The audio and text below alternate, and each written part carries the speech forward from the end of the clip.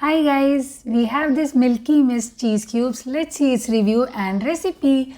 This 200-gram pack of Milky Mist cheese cubes has MRP of 160 rupees, but I got this one from Amazon for 85 rupees only, and it has a shelf life of 9 months.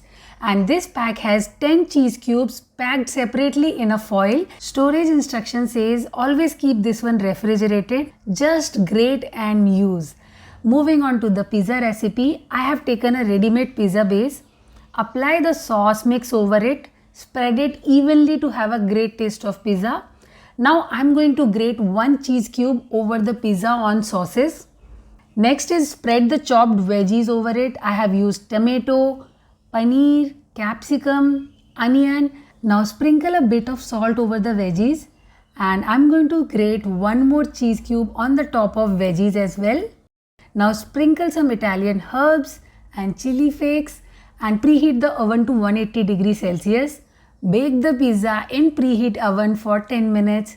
Our homemade pizza is ready to serve now. So this cheese is processed cheese. It won't pull like mozzarella cheese, and also it didn't melt like cheese slice. Milky Mist has cheese slices also and they melt like milk. But taste wise the pizza was delicious. And if you compare it with mozzarella cheese pizza, of course the taste is different, but it has that cheese taste which I loved. And I also tried making cheese chila. That also came out well.